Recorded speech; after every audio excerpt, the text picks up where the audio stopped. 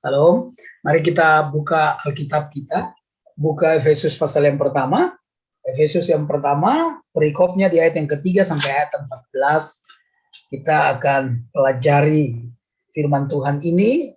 Bapak Ibu yang terkasih dalam Tuhan, saya percaya firman Tuhan ini adalah berita, dukungan, kekuatan, jalan keluar, jawaban, pertolongan bagi hidup kita. Saya baca dulu di ayat yang ketiga sampai ayat yang ke-6. Firman Tuhan berbunyi demikian. Terpujilah Allah dan Bapa Tuhan kita Yesus Kristus, yang dalam Kristus telah mengaruniakan kepada kita segala berkat rohani di dalam surga. Sebab di dalam Dia Allah telah memilih kita sebelum dunia dijadikan, supaya kita kudus dan tak bercacat di hadapannya. Dalam kasih Ia telah menentukan kita dari semula oleh Yesus Kristus untuk menjadi anak-anaknya sesuai dengan kerelaan kehendak-Nya, supaya terpujilah kasih karunia-Nya yang mulia, yang dikaruniakannya kepada kita di dalam Dia yang dikasihinya. Bapak Ibu yang terkasih dalam Tuhan Yesus, hari ini saya bicara tentang karya Tritunggal dalam hidup orang percaya. Yang pertama, saudara-saudara yang terkasih dalam Tuhan, dalam ayat 3 sampai ayat yang ke-6, karya Allah Bapa di dalam hidup orang percaya.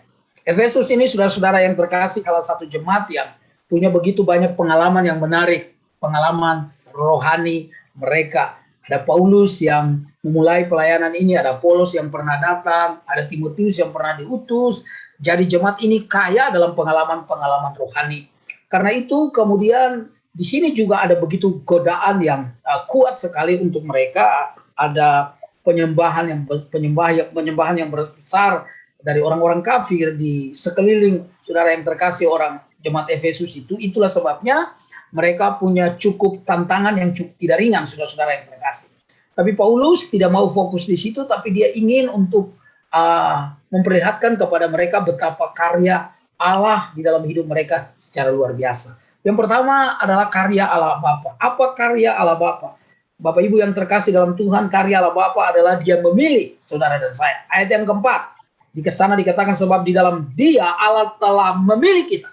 Saudara, kita menjadi jemaat, kita menjadi orang Kristen bukan sekedar karena ada orang yang bersaksi kepada kita atau ada hamba Tuhan yang membimbing kita untuk kemudian percaya untuk mengenal Allah, tetapi saudara dan saya dipilih oleh Allah dalam kemahakuasaan Allah, dalam kekekalannya. Allah memilih saudara dan saya, luar biasa. Karena itu kalau kita ngerti, kita tahu, kita sadar bahwa saudara menjadi orang percaya, bukan sekedar sekali lagi karena gereja persekutuan atau apa saja seseorang yang pernah datang dan menginjili saudara, tetapi kalau saudara mengerti bahwa Allah yang memilih saudara, wah itu luar biasa. Itu berarti bahwa saudara dan saya istimewa, dipilih oleh Allah.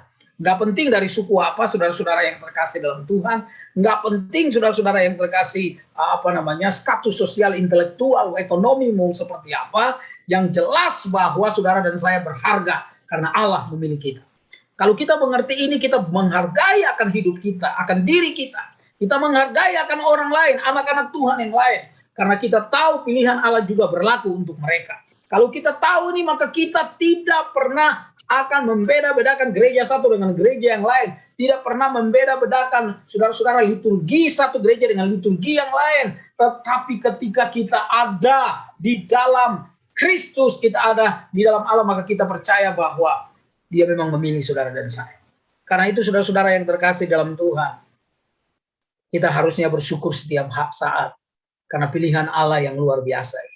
Allah memilih saudara dan saya. Bapak Ibu yang terkasih di dalam Tuhan, Dia memilih kita. Kapan itu Allah memilih kita? Maka ayat keempat berkata, sebelum dunia dijadikan. Jadi tidak ada sesuatu apapun kebanggaan dalam hidup ini yang membuat Allah memilih kita. Allah memilih kita sebelum dunia dijadikan, sebelum kita ada. Allah sudah dalam kemahakuasaan dan kemahakuasaannya, Dia memilih saudara dan saya. Jadi pilihan Allah bukan berdasarkan karena kita baik atau tidak baik. Saudara-saudara yang terkasih, berdasarkan faktor apa saja dalam hidup kita yang barangkali kita banggakan, tetapi Allah memilih kita. Memang Dia sudah rancang sebelum dunia dijadikan. Tujuannya apa? Ayat keempat berkata, supaya kita kudus dan tak bercacat di hadapan. Ada banyak orang salah mengerti dengan arti kudus di sini. Ada orang berkata kalau kudus itu berarti tidak lagi pernah berbuat salah lagi, tidak bisa berbuat salah lagi. Oh enggak, kudus ini artinya kita dikhususkan, saudara yang terkasih. Kita dipilih, dari sekian banyak orang, saudara dan saya dipilih, diambil, dikhususkan oleh Tuhan. Dikuduskan, saudara-saudara yang terkasih dalam Tuhan, bukan berarti tidak bisa salah. Tetapi saudara-saudara yang terkasih di dalam Tuhan, kalau kita dikuduskan itu berarti bahwa kita nggak tenang ketika berbuat salah, ketika berbuat keliru, ketika ada kata-kata yang menyakiti orang, ketika ada kata-kata yang melukakan hati Tuhan, ketika ada kehidupan yang tidak beres, maka secepatnya kita akan menyelesaikan, karena saudara status kita adalah status orang yang kudus.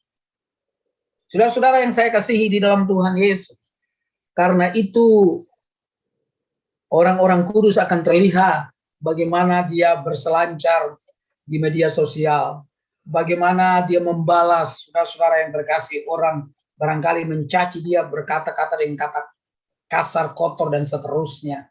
Dia tidak akan pernah membalas kejahatan dengan kejahatan, karena status kita adalah status kudus. Bapak Ibu yang terkasih di dalam Tuhan, apalagi saudara Allah memilih kita. Ayat ketiga berkata, saudara-saudara yang terkasih di dalam Tuhan, Yesus yang di dalam Kristus telah mengaruniakan kepada kita segala berkat rohani di dalam sorga. Apa itu berkat rohani? Berkat rohani itu dimulai dengan keselamatan yang kemudian di dalamnya ada damai, ada sukacita, ada ketenangan. Saudara-saudara yang terkasih, dewasa ini orang begitu hidup dalam sebuah kungkungan ketakutan yang luar biasa. Bapak Ibu yang terkasih di dalam Tuhan Yesus, saya yakin dan percaya bahwa hati dan otak pikiran kita tidak boleh didominasi, dikuasai oleh rasa takut. Karena itu saudara-saudara yang terkasih, Paulus kalau menulis kitab Filipi, saudara membaca di sana, kemudian dia bicara tentang Bapak Ibu yang terkasih dalam Tuhan, tentang situasi dan keadaan yang bisa membuat orang sulit, orang susah, orang takut, orang merasa nggak secure, nggak nyaman, dan seterusnya. Tetapi kemudian Paulus berkata, hendaklah damai sejahtera Allah memerintah di hati dan pikiranmu. Saudara-saudara yang terkasih, itulah sebabnya pada Filipi 1 ayat 21 dia berkata, bagiku hidup adalah Kristus dan mati adalah keuntungan, saudara yang terkasih. Kenapa demikian? Karena Paulus sadar persis kalau dekat dengan Tuhan, situasi dan kondisi di sekitarnya boleh tidak nyaman, tapi saudara-saudara yang terkasih, hatinya tetap nyaman. Itulah sebabnya kalau kita membaca di dalam kitab Filipi, kita ketemu 15-16 kali kata sukacita di dalamnya. Kok bisa orang ada di dalam penjara? Kok bisa menasihati orang yang di luar penjara? Sebab sukacita Paulus tidak bisa dicuri oleh situasi dan keadaan. Bapak Ibu yang terkasih dalam Tuhan, mari kita bangkit supaya jangan sampai saudara yang terkasih, ketakutan kita lebih mendominasi hidup kita. Sukacita kita, damai kita, ketenangan kita itu berkat dari sorga. Dan itu hanya dimiliki oleh orang-orang yang dipilih oleh Allah Bapa untuk mewarisi semua. Bulan Oktober tahun lalu kakak saya perempuan meninggal dunia karena COVID. Bulan Maret tahun ini kakak laki-laki saya meninggal, bukan karena COVID, karena sakit yang lain. Kira-kira 1 bulan yang lalu kakak ipar saya, kakak dari istri saya, kakak sulungnya, meninggal dunia karena COVID di Solo. Dan kami rencana besok kami mau berangkat pergi ke Solo, karena beberapa waktu yang lalu PPKM jadi ada banyak hal-hal yang atau rintangan-rintangan yang bisa pergi, jadi kita besok baru pergi. Tetapi satu hal, ketika saya telepon istri dari kakak ipar saya, dia berkata, puji Tuhan Mas, karena selama hidup papanya anak-anak melayani Tuhan, percaya kepada Tuhan. Saudara, saya percaya bahwa anak-anak Tuhan harus berada di barisan depan untuk berkata, kita nggak boleh terpuruk. Saudara, kita nggak boleh takut berlebihan, kita nggak boleh didominasi oleh rasa khawatir. Di hari-hari kita harus diliputi oleh sukacita. Apapun yang terjadi, saudara yang terkasih. Kenapa? Nanti kita lihat sebentar. Bapak Ibu yang terkasih di dalam Tuhan Yesus. Jadi, Allah Bapa memilih kita sebelum dunia dijadikan supaya kita kudus, mewarisi berkat rohani. Nah, apa syaratnya Allah memilih kita? Maka ayat yang kelima berkata, dalam kasih Ia telah menentukan kita. Oh, haleluya saudara. Ini yang membuat latar belakang kita, suku, saudara-saudara yang terkasih dalam Tuhan. Saya mau bilang agama juga, saudara-saudara yang terkasih. Apapun itu, pendidikan kita, saudara, status ekonomi kita, Allah memilih kita berdasarkan karena kasih-Nya kepada kita. Harusnya Bapak Ibu yang terkasih di dalam Tuhan, alasan ini yang membuat kita harusnya melayani Tuhan, bukan karena hal yang lain. Alasan satu-satunya karena Tuhan sudah mengasihi kita, kita mau mengasihi Dia dengan segenap kemampuan kita. Bapak Ibu yang saya kasih dalam Tuhan, kasih ini yang membuat hidup kita menjadi berwarna. Kasih ini yang membuat selalu ada pengampunan. Kasih ini yang selalu membuat jalan keluar. Kasih ini yang terus membuat hidup kita menjadi berarti, penuh dengan sukacita. Kasih ini yang membuat selalu orang-orang di sekitar kita merasa mereka diterima. Kasih ini yang membuat saudara Anda bisa bersahabat dengan orang dari segala macam jenis latar belakang, suku, agama, dan apapun juga. Kasih ini yang membuat saudara-saudara yang terkasih, Allah memilih saudara dan saya. Puji Tuhan, karena itu mari melayani Tuhan. Mari mengiring Tuhan, karena kasih kita. Perbesar terus kapasitas kasih, bilang sama Tuhan tiap-tiap hari, Tuhan tolong saya supaya saya mengasihi Engkau dengan kasih agape, itu kasih yang walaupun situasi dan kondisi tidak memungkinkan, walaupun barangkali gaji saya dipotong, walaupun barangkali saya sekarang lagi di PHK, walaupun pelayanan saya belum jalan stabil, walaupun hal-hal pergumulan yang datang kepada saya berdoa supaya kasih saya kepada Tuhan sama seperti kasih Tuhan terhadap saya. Dia tidak pernah melihat kondisi dan situasi hidup saya. Puji Tuhan, saudara yang terkasih. Kasih ini tidak boleh luntur dari hidup. Kasih yang dari Allah. Kiranya memenuhi hidup kita. Allah Bapa mengasihi kita. Nah, apa karya daripada Yesus Kristus? Ayat yang ketujuh. Ayat yang ketujuh. Sebab di dalam Dia dan oleh darahnya kita beroleh penebusan, yaitu pengampunan dosa menurut kekayaan kasih karunia. Sebab di dalam Dia dan oleh darahnya kita beroleh penebusan. Allah Bapa memilih kita, itu belum cukup. Kita harus tiba pada konsep ini, bahwa Allah Anak atau Yesus Kristus menebus saudara dan saya. Yesus Kristus menebus saudara dan saya dengan darah. Bapak Ibu yang terkasih dalam Tuhan, Paulus menulis kitab ini dalam situasi waktu itu ada banyak orang-orang yang diperbudak. Dan kalau orang-orang kaya mau beli budak, artinya saudara dia harus pergi ke pasar budak, membeli budak-budak itu, lalu dia kasih nama, dia ganti nama, bisa nama baru karena budak itu sekarang mengabdi kepada dia. Budak itu nggak punya hak bicara, nggak punya hak protes, sama sekali nggak bisa buat apa-apa. Budak itu cuma nurut. Dan ada orang-orang kaya yang punya hati yang baik. Mereka membeli budak-budak di pasar budak, lalu budak-budak itu atau manusia diperbudak itu dibebaskan layaknya sebagai seorang manusia. Konsep itu yang diambil oleh Rasul Paulus dalam ayat yang ke-7. Sebenarnya saudara dan saya, tadinya ketika kita belum percaya kepada Tuhan, kita ada di pasar dosa. Kita bermain-main dengan dosa. Semua yang namanya dosa itu kita lakukan tanpa takut, tanpa gentar, tanpa berasa salah. Nggak ada atau tidak ada orang mengingatkan kita, kita tetap melakukan itu dengan kebiasaan keberdosaan kita. Saudara-saudara yang terkasih, sebenarnya kita nggak mau berbuat dosa, tapi kita tidak mampu untuk tidak berbuat dosa. Sekali lagi, sebenarnya kita nggak mau berbuat dosa, tetapi kita tidak mampu untuk tidak berbuat dosa. Karena itu Allah dengan kasih-Nya dia mengutus satu-satunya anaknya datang ke pasar dosa itu. Lalu dia menebus saudara dan saya. Bukan pakai uang, bukan pakai harta, bukan pakai darah orang lain. Tapi Alkitab berkata, pakai darahnya sendiri. Saudara, betapa Allah mengasihi kita, dia bukan cuma bicara. Tapi dia korbankan anak satu-satunya. Saudara tahu bukan kisahnya? Yesus mengajar murid-muridnya kurang lebih 3,5 tahun. Kadang-kadang tidur pun sulit. Makan kadang-kadang juga sulit. Tapi dia dikelilingi oleh murid-murid yang semuanya pengen jadi hebat. Murid-murid yang egosentris, hanya memikirkan dirinya sendiri. Murid-murid yang berdebat siapa yang lebih besar satu dengan yang lain. Yesus melayani mereka tanpa lelah. Dia pergi ke Bait Allah, dia pergi ke orang-orang banyak, dia ketemu dengan orang-orang banyak. Dia melayani mereka, disembuhkan mereka yang sakit, saudara-saudara yang terkasih, bahkan beberapa orang dibangkitkan dari orang mati. Pelayanan Yesus yang luar biasa. Tapi apa yang dia dapat? Difitnah dia, diterbakan hoaks sana sini. Bahkan orang yang memegang kas keuangannya, saudara-saudara yang terkasih, menjual dia. Nggak mahal, 30 keping perak. Bapak Ibu yang terkasih di dalam Tuhan Yesus, ketika Yesus dalam malam perjamuan terakhir, dia ditangkap.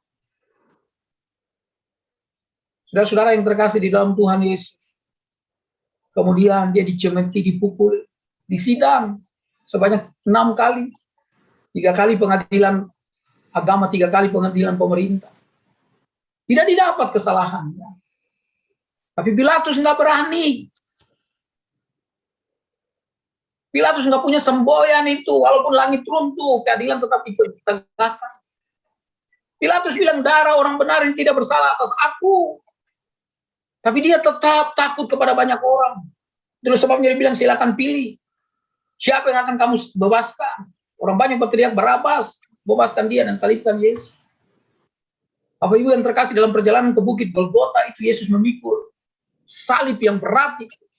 Lalu kemudian dipukul, dan setiap kali dipukul dan ditarik cambuknya, membuat luka menganga di sana sini dari sekujur tubuhnya. Darahnya jatuh, tertumpah. Yesus semalam-malaman nggak bisa tidur, nggak tidur dia semalam-malaman karena dia dili dari hari masih gelap. Yang dalam hukum Romawi sampai sekarang nggak ada pernah orang dia dili pada hari masih gelap. Yesus mengalami ketidakadilan itu. Tak ada pembela, tak ada tuduhan yang jelas, tak ada saksi. Harusnya atas nama hukum Yesus dibebaskan, tapi tidak. Dan ketika dia berjalan memikul kayu kasar, kayu salib yang kasar ditambah dengan darah yang menetes dari sekujur tubuhnya, membuat dia lunglai dan airnya jatuh gak kuat, tenaganya habis. Saudara terkasih, Simon Kirene dipaksa untuk memikul salib. Sampai di Bukit Golgota itu Yesus dibaringkan di atas kayu kasar. Tradisi berkata tangan kirinya ditarik dulu lalu dipaku. Lalu kemudian tangan kanannya ditarik lalu dipaku, lalu kakinya ditarik, disilangkan lalu dipaku. Kepalanya dipakaikan mahkota berduri, bukan tanda penghargaan tapi tanda penghinaan. Dan ketika dia ada di atas kayu salib, lambungnya ditusuk. Dan dengar baik-baik Bapak Ibu, setiap kali dia bernafas, darah keluar dari tangan, kaki, lambung dan kepalanya. Saya mau bertanya, adakah seorang bapak di dunia ini yang punya kuasa tapi membiarkan anaknya bernafaskan darah? Tidak ada. Tetapi mengapa Bapak kita di surga membiarkan anaknya bernafaskan darah? Karena dia sangat mengasihi saudara dan saya. Karena tanpa pertumpahan darah dari anak domba lain, tidak ada kita yang diselamatkan. Haleluya. Haleluya, terima kasih Tuhan. Karena itu jangan pernah tukar Yesus dengan apapun.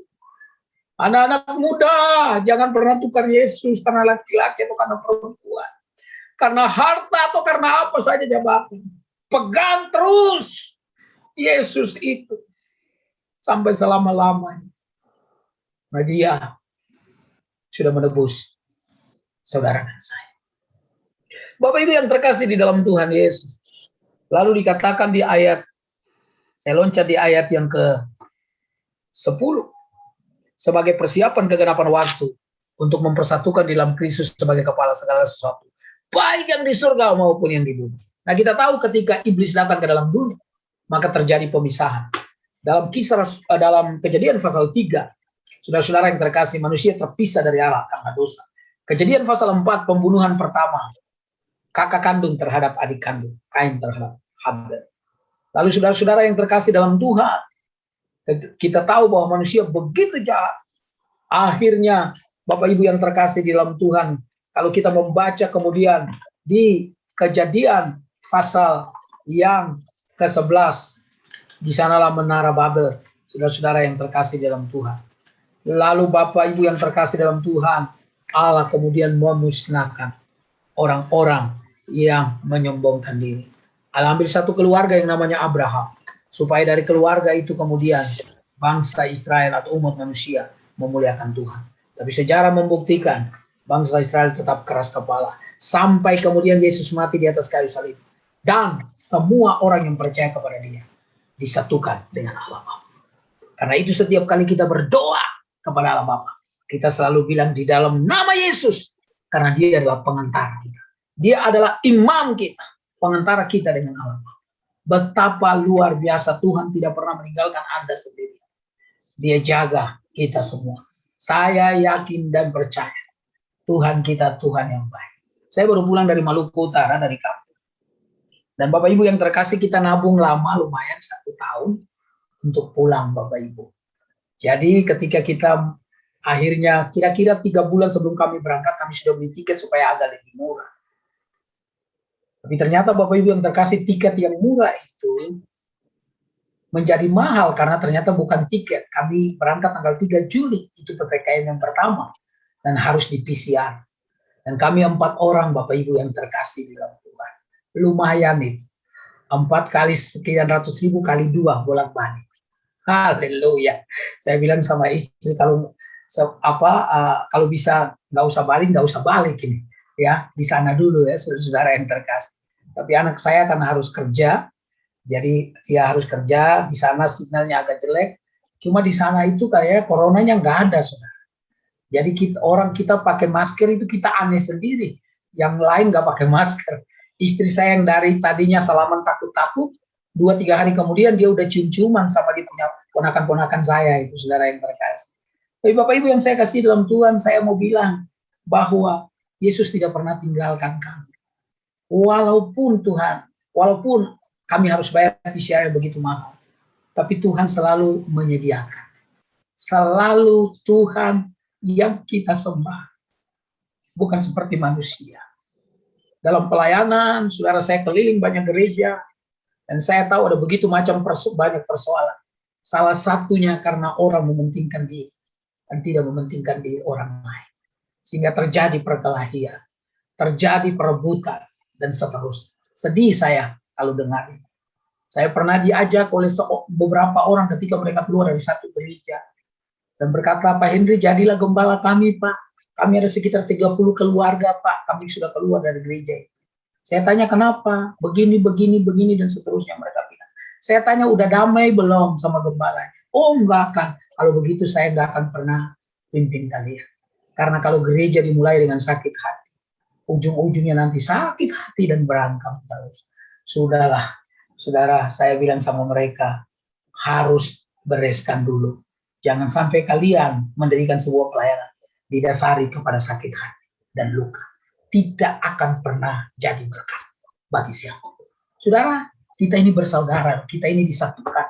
Saya selalu bilang saya sebenarnya tidak terlalu hitam, tapi karena beberapa jemaat GBI Jatinegara terlalu putih aja, jadi saya terlihat hitam.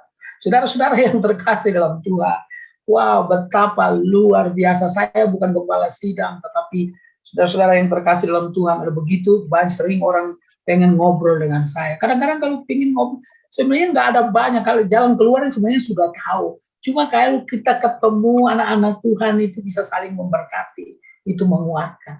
Ya, saudara, teman saya bilang begini, iya Pak, anak-anak kami sekolah belajarnya melalui online semua, tapi bayar sekolahnya tetap langsung, nggak bisa online. Saudara-saudara yang terkasih, saya tahu ngerti maksudnya bahwa kenapa nggak gratis gitu ya. Kan gurunya kasihan juga, gajinya dari mana, saya bilang. Tapi Bapak Ibu yang terkasih dalam Tuhan, situasi dan kondisi yang ada harusnya membuat kita makin saling berhubungan satu dengan yang lainnya. Saya punya alumni SMA, tiap hari Senin kita ada ibadah. Ibadah itu orangnya itu aja, saudara-saudara yang terkasih. Nggak banyak orang. Tapi Bapak Ibu yang terkasih, kesaksian-kesaksian sederhana, ada satu ibu yang saudara-saudara yang terkasih dalam Tuhan, dia nyanyi, suka nyanyi. Setiap kali ketemu, ada gitar di sampingnya, tapi dia nyanyi tanpa gitar. Saudara-saudara yang terkasih, karena memang dia nggak bisa main gitar. Gitar hanya ornamen aja, tapi dia nyanyi dengan semangat sekali. Tiap hari Senin kalau kita ketemu. Ada banyak hal sebenarnya kita ini, kalau kita punya persekutuan yang baik dengan teman-teman sekitar kita, maka saya percaya, bukan saja imun tubuh kita naik, tapi iman kita makin kuat dengan Tuhan. Bapak Ibu yang terkasih dalam Tuhan, lalu karya daripada Roh Kudus. Karya Allah Bapa, dia memilih saudara dan saya. Karya daripada Yesus Kristus, dia menebus saudara dan saya. Sekarang karya dari Roh Kudus. Saudara-saudara yang terkasih. Oh, saya sebentar dulu ulang lagi karya dari Yesus Kristus. Ayat 12 saya baca lagi satu ayat itu, supaya kami yang sebelumnya telah menaruh harapan pada Kristus boleh menjadi puji-pujian bagi kemuliaan. Taruh harapan pada Kristus tidak pernah dikecewakan. Kenapa orang kecewa? Karena harapannya tidak terpenuhi. Tapi kalau dalam Kristus, harapan ini untuk kemuliaan Tuhan. Pasti Tuhan nyatakan dalam hidup kita. Terakhir karya dari Yesus, Roh Kudus. Ayat 13. Di dalam Dia kamu juga, karena kamu telah mendengar firman kebenaran, yaitu Injil keselamatanmu. Di dalam Dia kamu juga ketika kamu percaya dimeteraikan dengan Roh Kudus yang dijanjikan. Saudara-saudara yang terkasih, karya dari para Roh Kudus adalah memeteraikan. Apa arti meterai? Meterai yang pertama artinya transaksi jual beli itu sudah selesai. Saudara-saudara yang terkasih dalam Tuhan, ada beberapa yang kerja di bank, dan saya tahu bahwa meterai itu penting sekali kalau buat sebuah perjanjian. Saya kenal seorang pengacara terkenal, katanya dia bisa menang hanya karena lawannya tahu meterai tapi lupa taruh tanggal. Saudara-saudara yang terkasih. Nah, Bapak Ibu yang terkasih dalam Tuhan, meterai itu transaksi jual beli sudah selesai. Saudara masih ingat? Tadi saya bicara di ayat 7, kita ada di pasar dosa, lalu Yesus membeli kita dengan darahnya. Ketika Yesus membeli kita, membayar kita dengan darahnya, maka saat itu transaksi jual beli sudah selesai. Kita bukan lagi milik setan, tapi kita milik daripada Yesus Kristus. Wow, Bapak Ibu, kalau saudara mengerti ini, saudara-saudara yang terkasih, kita adalah milik, ada tanda di dalam diri kita, kita milik daripada Yesus Kristus. Meterai itu artinya transaksi jual beli sudah selesai. Saudara tidak ada lagi di bawah kuasa dosa, pengendalian kuasa dosa. Tapi saudara dan saya berada di dalam pengendalian kuasa daripada Roh Kudus. Haleluya. Satu kali, saya dulu SMA kelas 1 sebelum pindah ke Jakarta, saya di Bogor. Di sebuah gereja namanya Sidang Jemaat Allah, GSJA. Saudara-saudara yang terkasih, dan waktu itu gereja itu belum sebesar ini, yang sekarang ini, saudara. Dan di kami gereja itu, saudara-saudara yang terkasih, hari Minggu, lalu hari Sabtu ada ibadah pemuda, tapi waktu itu saya masih remaja, saya ikut remajanya di hari Minggu, dan setiap pagi saya ikut yang namanya diskon, 2 pagi, jam 4:30, tiap hari saya jalan. Kalau saudara tahu Bogor, itu Lawang Gintung, jalan ke dekat pasar Bogor itu, gereja cukup jauh, saudara, karena pagi belum ada bemo, saya dengan teman saya jalan kaki, saudara yang terkasih. Kita tiap hari kita jalan. Sudah dalam satu kali, saudara-saudara yang terkasih, saya diminta nyanyi, lalu saya nyanyi satu lagu. Hidup yang putus asa tak berarti, jalan dengan tanpa harapan. Saya nyanyi lagu itu, tiba-tiba seorang ibu, kita lagi doa, lagi berlutut semua, seorang ibu dia nangis. Dan hamba Tuhan, sudah almarhum namanya Patambunan, dia menantu dari Tanah Ekcoan. Saudara yang terkasih, lalu kemudian dia dengan istrinya bawa ibu itu masuk ke pastor. Lalu kemudian dilayani, dan hari itu ibu itu terima Tuhan Yesus sebagai juru selamat. Wow, kalau Roh Kudus kerja, tidak ada satu kuasa pun yang bisa menang. Saudara, kuasa yang luar biasa. Satu kesaksian lagi saya cerita, waktu beberapa waktu lalu saya sudah nias di Landa Gempa. Saya diajak oleh sebuah yayasan, saudara-saudara yang terkasih, untuk pergi ke Nias. Lalu kita pergi KKR di daerah Gomo, saudara, di Nias Selatan, di daerah Gomo itu. Lalu Bapak Ibu yang terkasih dalam Tuhan, di sebuah sekolah SD, di depan halaman sekolah itulah berkumpul kurang lebih 500 sampai 700 orang KKR. Lalu saya khotbah, saudara. Waktu saya naik khotbah pertama, saya lihat ada seorang bapak menatap saya. Saya masih ingat, dia pakai celana krem, pakai baju putih, badannya cukup besar, gempal begitu, umurnya sekitar 40 tahun, barangkali lebih. Dia natap saya dengan mata yang tatapan yang tidak pernah berkedip, saudara. Lalu saudara-saudara yang terkasih, saya merasa ada sesuatu dengan bapak ini terhadap saya, saudara-saudara yang terkasih. Lalu sambil kaki saya itu seperti kaku, nggak bisa melangkah kiri kanan. Saya biasa kalau khotbah KKR begitu, kalau tempat ini ada stage-nya, Begitu saya biasa jalan satu ujung ke ujung yang lain, saudara, dari ujung satu ke ujung lain. Tapi saya hari itu tidak bisa jalan, saudara. Lalu kemudian saya lihat Bapak ini, wah ini tidak wajar. Lalu saya mulai khotbah sambil saya mulai nyembah, saya mulai doa. Saudara yang terkasih, sambil saya khotbah itu, saudara yang terkasih. Dan Bapak Ibu yang terkasih, tidak sampai 5 menit. Kemudian langkah saya rasanya ringan, lalu saya mulai khotbah. Dan ketika saya tantang orang datang untuk menerima Tuhan Yesus, Bapak itu ikut datang berlutut dan dilayani. Ternyata Bapak itu dikenal seorang Bapak yang paling jahat di kampung itu. Saudara-saudara yang terkasih, dan hari itu dia buka hati terima Tuhan Yesus sebagai juru selamat. Roh Kudus, saudara-saudara yang terkasih di dalam Tuhan, dia pekerjaannya, Bapak Ibu yang terkasih, menyadarkan kita juga dari dosa. Tetapi juga saudara, memeterai itu artinya kita ini adalah anak asli. Saudara-saudara yang terkasih, kita ini adalah anak asli. Ada tanda Roh Kudus ketika kita berdoa. Saudara-saudara yang terkasih dalam Tuhan, meterai itu menunjukkan bahwa kita ini juga adalah anak asli. Yang ketiga, saudara, arti meterai adalah, Bapak Ibu yang terkasih, ada perlindungan. Saudara tahu waktu Yesus mati, di batu di mana Yesus dikubur itu diletakkan. Di depannya ada batu besar, dan batu itu ditaruhlah, saudara-saudara yang terkasih dalam Tuhan, meterai daripada kaisar. Dan batu itu tidak bisa digulingkan oleh siapapun. Tapi malaikat kemudian bisa menggulingkan batu. Bukan supaya Yesus bisa keluar. Karena tubuh Yesus adalah tubuh kemuliaan yang tidak terbatas dengan ruang dan waktu. Walaupun batu itu tetap di sana, Yesus itu bisa keluar. Tapi batu itu dipindahkan supaya orang luar bisa lihat ke dalam. Bahwa Yesus sudah tidak ada. Tapi meterai itu artinya tandanya perlindungan. Di dalam dirimu dan di dalam diriku ada perlindungan daripada Tuhan. Roh Kudus ada tanda di dalam diri kita yang melindungi saudara dan saya dalam kondisi apapun. Dia tetap ada menjaga kita. Dia menghiburkan, dia menguatkan, dia menginsafi. Dan Roh Kudus itu, ayat 14, adalah jaminan bagian kita sampai kita memperoleh seluruhnya. Ada masih begitu banyak janji-janji Tuhan di dalam firman Tuhan ini. Roh Kudus adalah jaminan kita sampai kita memperoleh seluruhnya. Jangan pernah padamkan api Roh Allah itu. Jaga dia terus supaya dia terus berkuasa mendominasi hidup, sehingga engkau akan mengerti banyak janji-janji Tuhan yang bukan saja dimengerti, tapi dinikmati janji-janji itu dalam hidup saudara dan saya. Kiranya GBI Jatinegara terus diberkati oleh Tuhan. Kiranya Roh Kudus membakar diri kita masing-masing. Kiranya Roh Kudus menguasai diri kita masing-masing dalam keluarga GBI Jatinegara, sehingga GBI ini menjadi GBI yang kuat, bukan karena manusia, tapi karena perkenanan dari Allah di dalam diri kita melalui Roh-Nya.